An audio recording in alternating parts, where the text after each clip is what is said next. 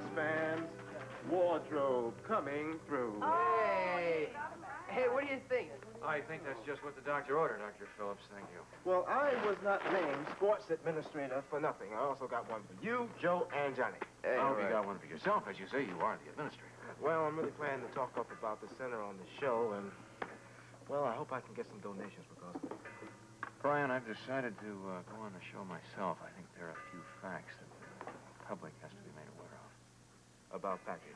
You read minds, kid? No, that's Luke's trick. I just read situations. That brings us back to the situation we were discussing. Johnny, can you connect anyone you may have seen, say at the sports center, at your exhibition fight, or even just down here on the waterfront in general, to anyone who may have been at your fight 2 years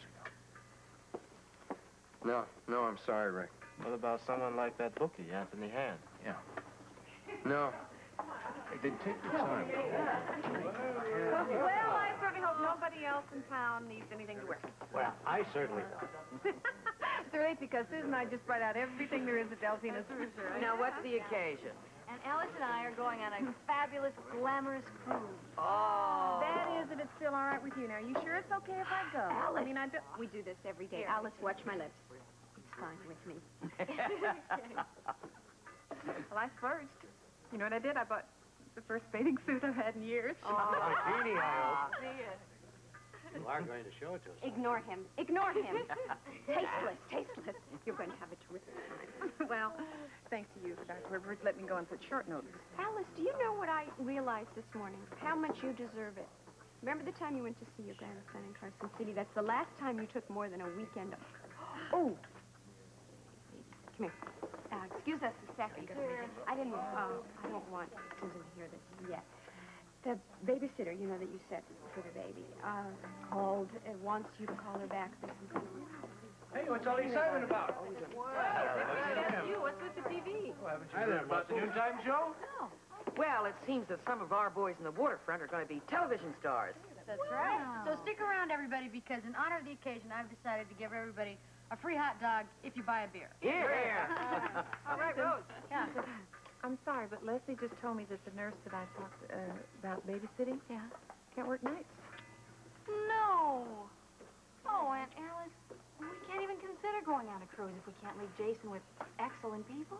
Yeah, I agree with you. Hey, I'm not really sure Rube, what we're going to do. what do you think? Do you think Luke's going to watch me on the tube today? I don't know, darling. I hope so.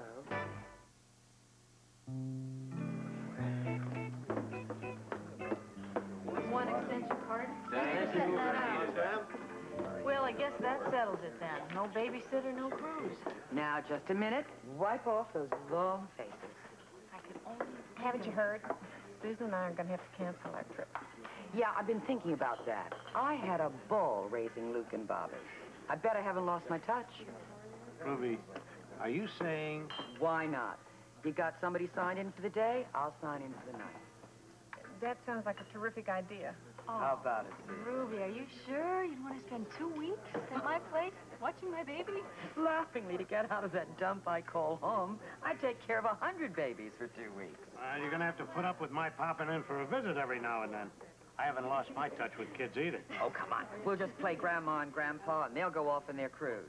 How about it? Oh, you are so wonderful. You saved the day. Not to mention my bathing suit. I was afraid I'd have to take it back to the store. Oh, I'm glad. going on here? And Alice and I can go on our cruise after all. Yeah? Well, that's fantastic.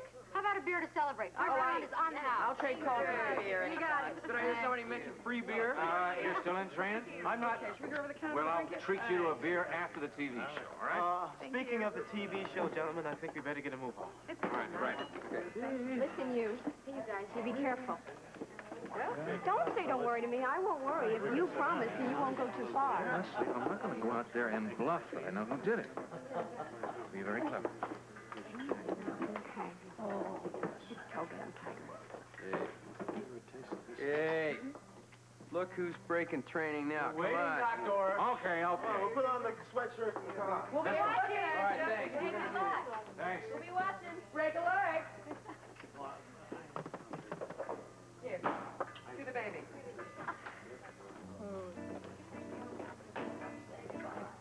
All people.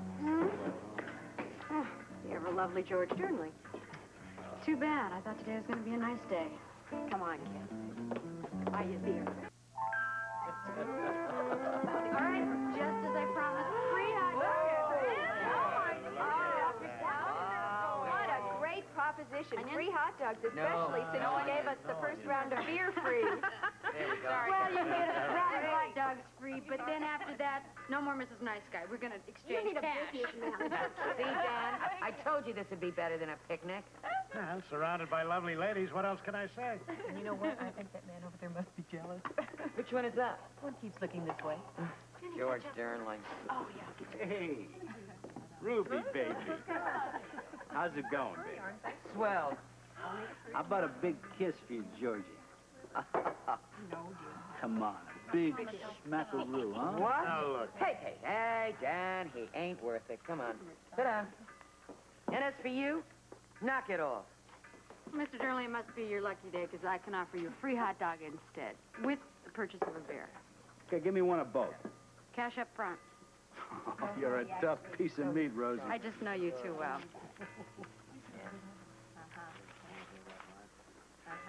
Oh, Dr. Weber, can I see you for a minute?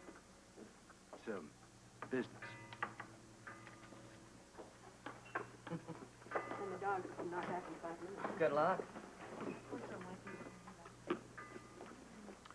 Oh, I thought you'd like to know, you don't have to worry anymore. About what, Mr. Durnling? About my, selling out the sports center building out from under you, you know? Gee, I heard you had an offer on that. Well, it's been withdrawn. Really? Wasn't good enough.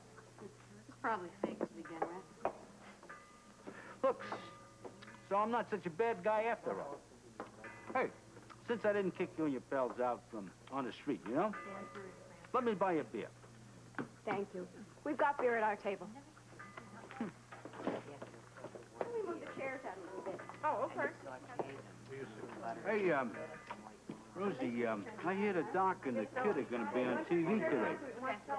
What's the story in that, you know? Sometimes the market doesn't... How about my beer? Gentlemen, you look just great. If you'll take your seats, please, we're almost ready to start, okay? And remember, right out there, you see that red light? Don't forget, when it's on, you're on, okay? Yeah, when the red light is off. That's showbiz. Okay, any other questions? Yeah, how much time have we got before we start? Let's see. Oh, my goodness. We're almost 10 ready. seconds, Mr. Collins. I think I'm getting stage fright. Don't you dare. You're the fighter here. Come on. Right on the set.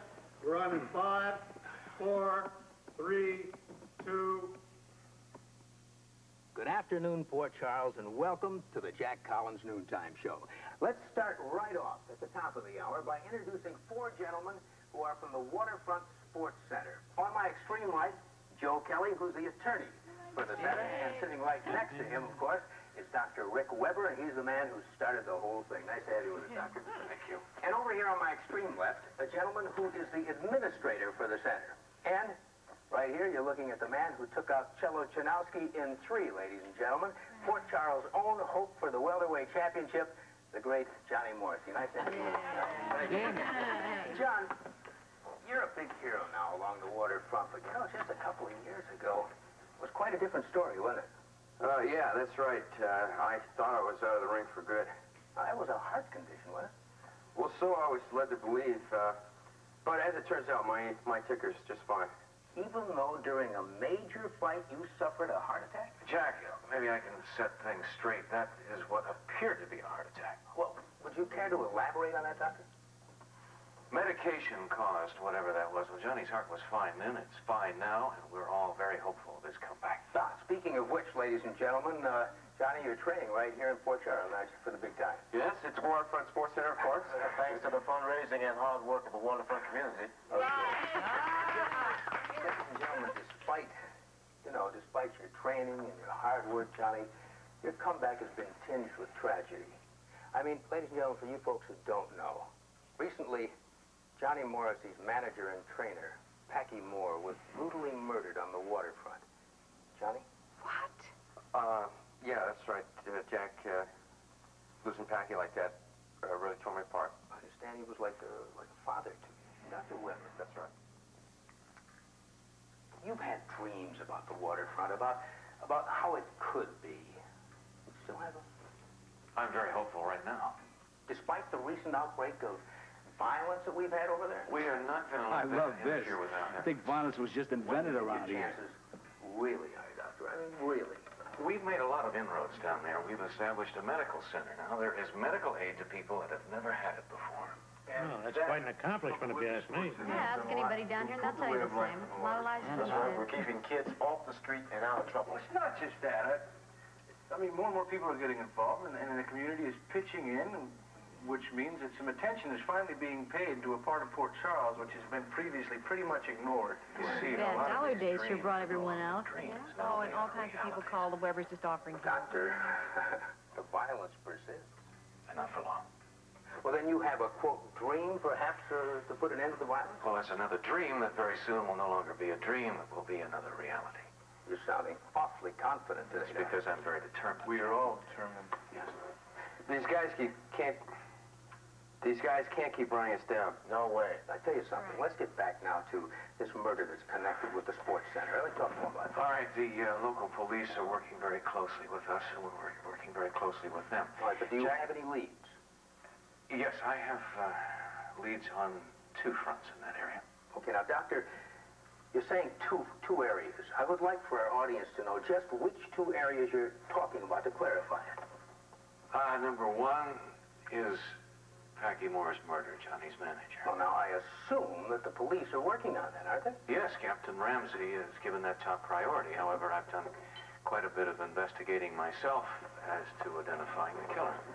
Doctor, you said 2 areas. Now, if Packey Moore's death is one of the areas, tell me what the other one is. I'm sure you realize that there are a number of facts here that I have to keep to myself at this point. I can tell you and the viewers out there that it has something to do with Johnny's first fight, the apparent heart condition that Johnny had. Okay, now, excuse me, but earlier you said that Johnny had what looked like a heart attack. And then you went on to say, you stated that, as a matter of fact, there was really nothing wrong with Johnny at all. Now, Doctor, are you saying that... Look, I'm saying that there is a definite connection between that first fight and with Packey's murder. I'm also I don't saying understand. that we are very Why does everyone think you're dead? responsible, and I am not going to rest until justice is done. We'll be right back.